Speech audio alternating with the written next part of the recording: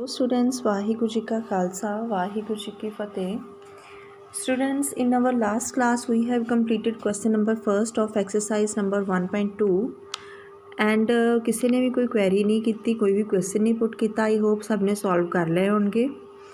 Today we will start question number 2 and question number 2 similar pattern ते जिवें असी first question कीता सी, but difference is कि इत्थे बेटा उत्थे दो टर्म्स नूं सॉल्व किया सी असी, इत्थे 3 टर्म्स हैगियां वा. ठीक है, तो उस तो नैक्सट क्वेश्चन दे विच 4 और मोर टर्म्स आ. ठीक है, पहला असी 2 टर्म्स नूं सॉल्व किया सी फस्ट क्वेश्चन दे विच. हुण असी 3 टर्म्स नूं सॉल्व करना सिखांगे. फिर उस तो बाद जिवें 4 टर्म्स हो जाण 5 टर्म्स हो जाण उन्हां नूं किवें सॉल्व करीदा असी इहदे बारे पढ़ांगे. ठीक है, so today we will start question number 2 and question number 2 the first part है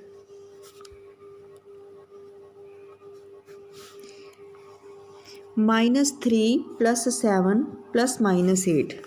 -3 + 7 + -8. सोल्यूशन फस्ट ऑफ ऑल बेटा सेम साइन वाली टर्म्स में इकट्ठे कर लो. -3 -8 -8 ਦੇ ਨਾਲ साइन ਕਿਹੜਾ ਹੈਗਾ ਵਾ प्लस ਦਾ +7 पिछे लिख देना. की करना सब तो पहला स्टैप की करना कि सेम भावें प्लस वाली टर्म्स होण भावें माइनस वालियां.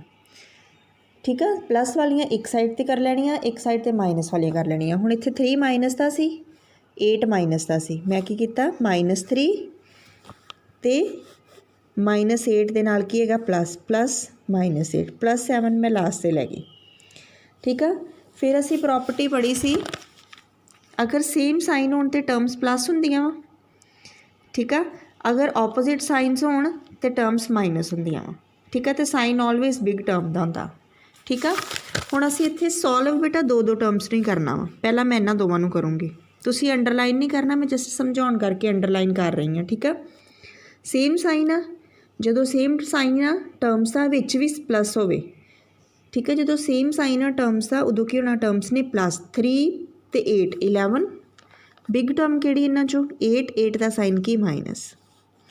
पिछे की बचिया वो नाल लिख देना, जो बचिया टर्म दे विचों जो बचिया जिहड़ी टर्म बची वो लिख देनी +7. 11 माइनस का वा 7 प्लस का ऑपोजिट साइन आ गए. जो ऑपोजिट साइन होण टर्म्स ने की होना माइनस. 11 चो 7 गए 4. बिग टर्म किहड़ी इन्हां चों 11 का साइन की -4 आंसर आ जाना इहदा. ठीक है, फिर इसी तरह बी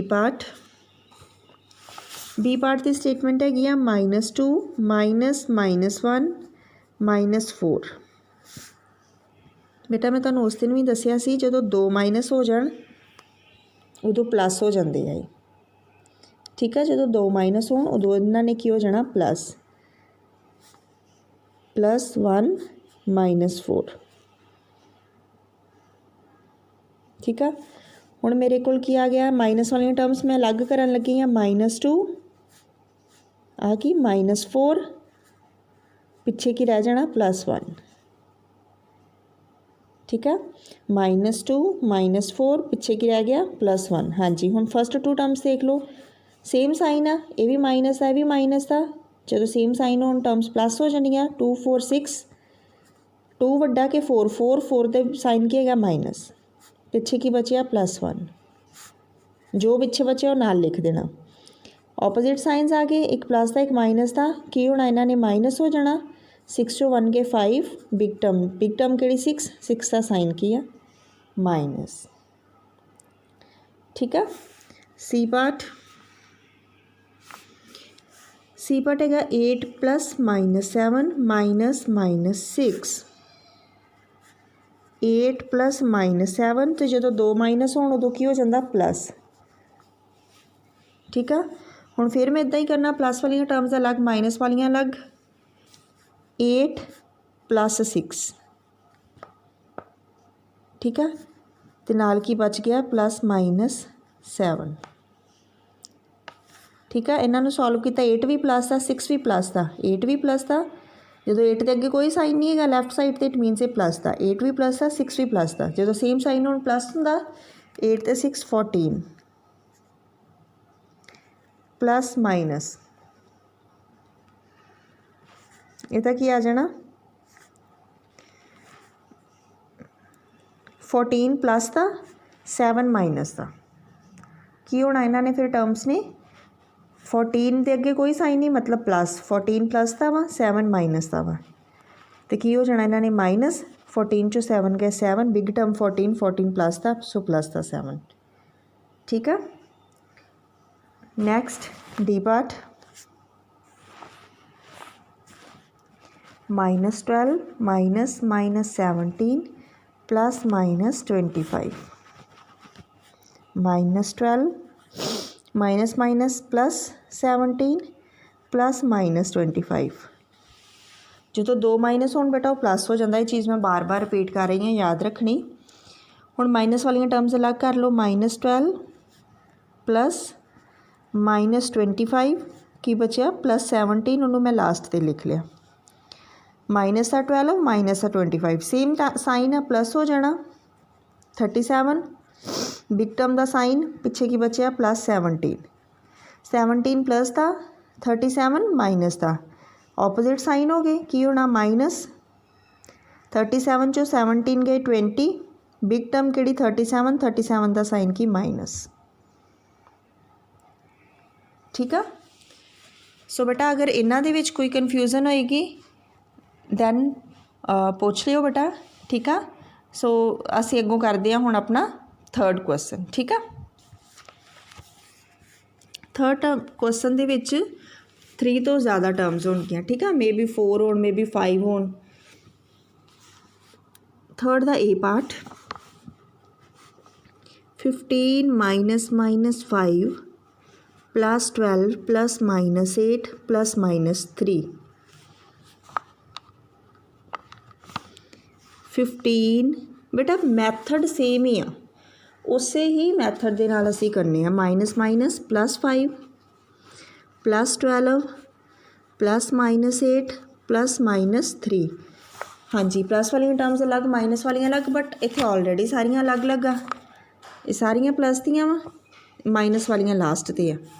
सो पहला मैं प्लस वालियां सॉल्व कर लेनी 15 प्लस 5 20 20 प्लस 12 32 ये आ जाना 32 पिछे की बचा प्लस माइनस 8 प्लस माइनस 3 हुण की करना मैं माइनस वालियां सॉल्व कर लेनियां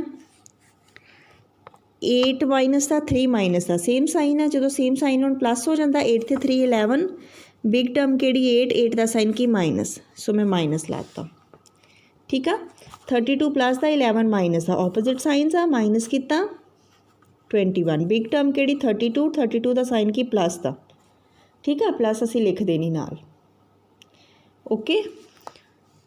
सो बेटा ये तुसी सॉल्व करने आ क्वेश्चन जिवें बी पार्ट मैं एक होर करवा दिन्नी इहदा -32 minus minus 11 plus minus 25 plus 27 minus 13 plus minus 7 solution -32 minus minus plus 11 plus minus 25 plus 27 minus 13 plus minus 7 हाँ जी पहला माइनस वाली टर्म्स इकट्ठियां कर लो -32 प्लस माइनस 25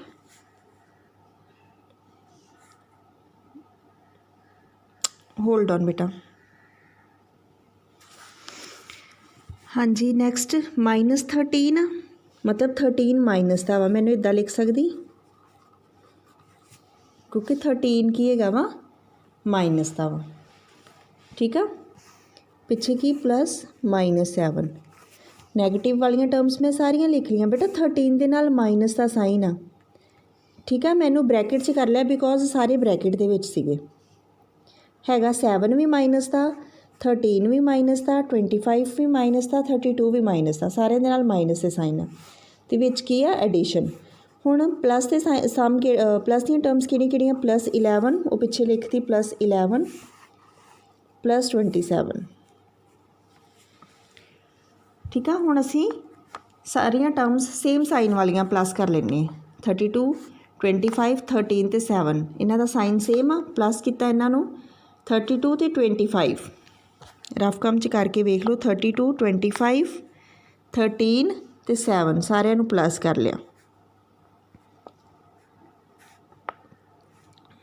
77 ਬਿਗ ਟਰਮ 32 ਉਹਦਾ ਸਾਈਨ ਆ ਗਿਆ ਪਿੱਛੇ ਕੀ ਬਚਿਆ +11 +27 -77 ਨੂੰ ਇੱਦਾਂ ਰਹਿੰਦਾ ਸੇਮ ਸਾਈਨ ਫਿਰ 11 ਵੀ ਪਲੱਸ ਦਾ 27 ਵੀ ਪਲੱਸ ਦਾ ਪਲੱਸ ਹੋ ਜਾਣਾ ਇਹਨਾਂ ਨੇ 38 ऑपोजिट साइन आ गए एक टर्म प्लस दी गई एक माइनस ही आ गई इट मीनस माइनस होना 77 चो 38 नूं मैं माइनस करता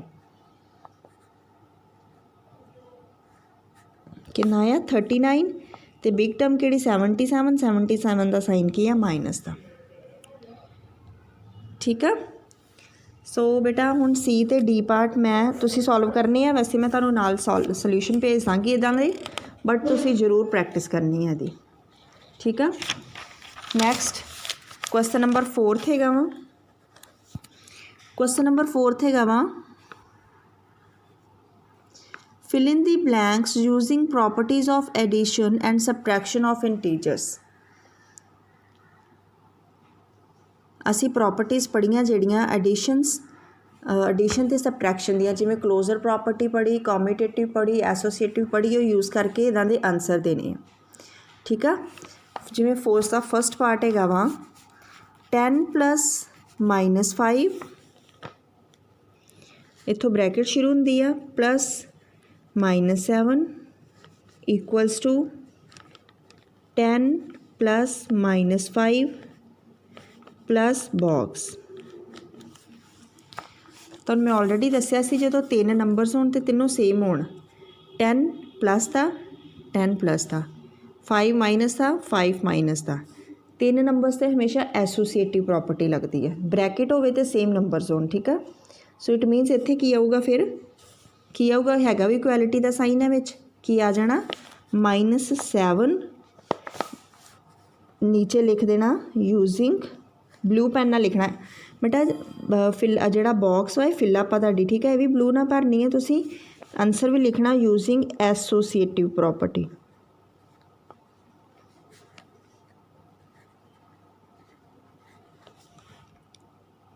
ठीक है फिर सेकंड हैगा 25 -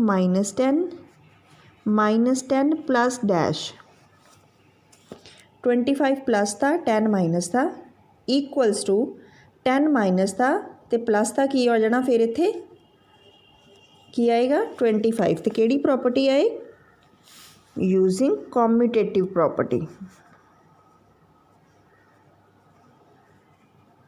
या यूजिंग कॉम्यूटेटिविटी भी लिख देने हैं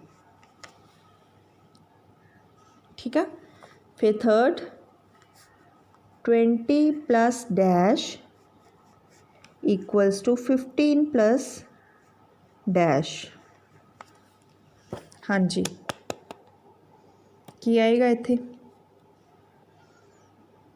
20 plus dash equals to 15 plus dash equality का साइन आ उन्होंने कहा कि 20 विच भी उही नंबर प्लस करिए जिन्ना आंसर आवे उन्ना ही 15 चो नंबर प्लस करके आवे इट मीनस इत्थे आऊगा 15 इत्थे आएगा 20 ताई इहदा भी 35 बन जाएगा इहदा भी 35 फिर इक्वल होणगे ये किहड़ी प्रॉपर्टी आ using commutative property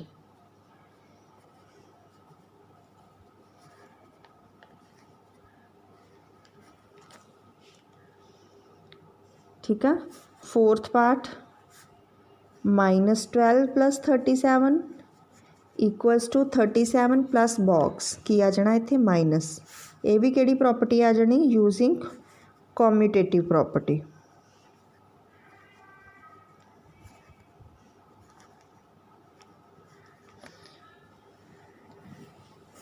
fifth part 13 plus bracket शुरू बॉक्स -2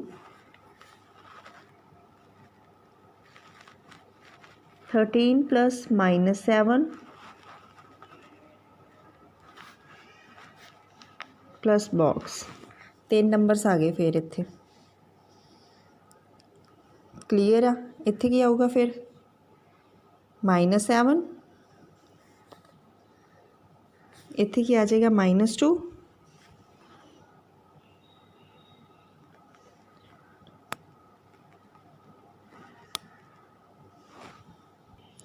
बेटा तुसी चैक भी कर सकते हो, सानू पता ना हमेशा ब्रैकेट पहला सॉल्व करी दी है। जो तुसी चैक करना हो जिमें आ दोवें टर्म्स सेम साइन आ, प्लस हो जाना 7 ते 2 9, माइनस का 9, 3 चो 9 गए 4, इधर बच जाना। इधर भी वेखो प्लस माइनस हो जाना, 13 चो 7 गए 6, फिर -6 चो 2 गए 4। ठीक है, बराबर हो जाना ना। ये किहड़ी प्रॉपर्टी 3 नंबर्स वाली किहड़ी हुंदी है? Associative property.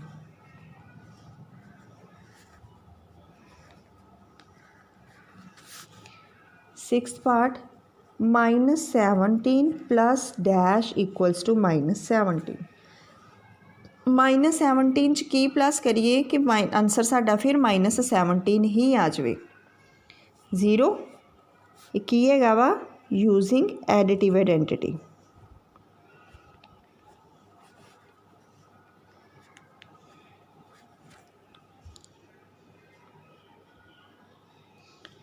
ठीक है, next question number 5th। Question number 5th हैगा वा डिफरेंस बिटवीन 2 इंटीजर्स इज़ -10। दो नंबर्स नू माइनस करिए तो उन्हों का आंसर कितना होता? -10। अगर फस्ट इंटीजर 17 आ then find the other integer, then दूजा इंटीजर की होएगा। ठीक है, की हैगा वा मैं पहला समझानी कि कोई दो नंबरस आ, उन्होंने मैं माइनस करा तो मेरा आंसर आता वा -10। अगर पहला नंबर हैगा 17 तो दूसरा नंबर की होएगा, है ना। देखो बेटा 10 माइनस का वा तो साइन हमेशा वड्डी टर्म का आता वा, इट मीनस इत्थे कोई वड्डा नंबर होएगा, ता ही आ देखो माइनस उहदे नाल ही लगा होगा, है ना। की आऊगा 17 चो जे मैं 7 माइनस कर दिनी है, मान लो 10 तो आ जाएगा, बट बिग टर्म 17 आ, 17 का साइन तो प्लस का वा, बट इत्थे तो माइनस आ, इट मीनस 7 नहीं आना इत्थे। इत्थे जे मैं 27 ला दा, वेखो हुण प्लस ते माइनस माइनस, 27 चो 17 गए 10, बिग टर्म का साइन माइनस। ठीक है, सानू सोल्यूशन मिल गया। बट असी इनू सॉल्व किवें करना वा? असी सॉल्व इनू किद्दां करना वा? असी लिखना वा कि डिफरेंस हैगा साडा -10, फस्ट इंटीजर हैगा साडा 17, सैकेंड इंटीजर की होएगा? किद्दां लब्भा सानू सैकेंड इंटीजर? सानू सैकेंड इंटीजर किद्दां लब्भा? वेखो इदां सी ना, आ तो आप हिट एंड ट्रायल मैथड है ना यूज़ किया, तुक्का लाया असी भी, हाँ इदां नहीं तो इदां करके वेख लेने। 7 भर के वेख्या, फिर असी 27 भर के वेख्या, साडा आंसर आ गया। बट एक्चुअल च होया की? एक्चुअल च ये होया, मैं तुहानू फस्ट डे जो सिंपल इक्वेशनस कराइया सी ना बेसिक दे विच, उदों मैं तुहानू दस्सिया सी साइन चेंज हुंदे आ। जे 10 इस साइड ते माइनस का वा इक्वल्स टू, तो इस साइड ते आके प्लस का हो जाना, तो आ जिहड़ा नंबर होगा ये इस साइड माइनस का वा, उधर जाके इन्हें प्लस का हो जाना वा। निकल आया ना साडा नंबर, डैश वाला नंबर की होएगा 27। समझ लगी बेटा? सो एक्चुअल च होया कि होया ये कि जिहड़ा फस्ट इंटीजर सी मैं उहदे च डिफरेंस नूं प्लस करता, तां ही निकलिया मेरे को सैकेंड इंटीजर, है ना। तां करके मेरे को सैकेंड इंटीजर मैं की कीता, मैं डिफरेंस प्लस फस्ट इंटीजर ही सॉरी प्लस किया, डिफरेंस दे विच फस्ट इंटीजर प्लस करता। तुसीं एक ही लाइन च लिख लेना बेटा इनू, मेरे रफ काम कराया सी ना तां करके जगह घट सी। मैं की कीता, डिफरेंस कितना सी? -10। होल्ड ऑन बेटा,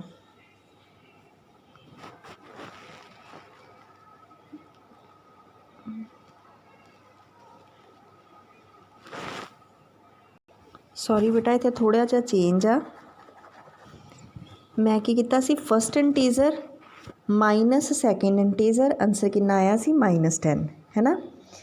फिर मैं की कीता, 10 नूं इधर ले आंदा सीगा, प्लस हो गया सी, इंटीजर नूं उधर लै गई सी वो प्लस। ਜਦੋਂ ਇੰਟੀਜ਼ਰ ਨੂੰ ਉੱਧਰ ਲੈ ਗਏ ਉਹ ਕਾਹਦਾ ਹੋ ਗਿਆ ਸੀਗਾ ਪਲੱਸ ਦਾ। ਮਤਲਬ ਥੋੜਾ ਜਿਹਾ ਚੇਂਜ ਜੇ ਤੁਸੀਂ ਫਾਰਮੂਲਾ ਲਰਨ ਕਰੋਗੇ ਨਾ, ਤੁਸੀਂ ਕੀ ਕਰੋਗੇ first integer minus second integer, first integer minus difference, sorry minus difference. First integer की मेरा 17 माइनस तो डिफरेंस कितना मेरा -10। आ फॉर्मूला उदों यूज़ होना वा जो सैकेंड इंटीजर गिवन होवे, ठीक है।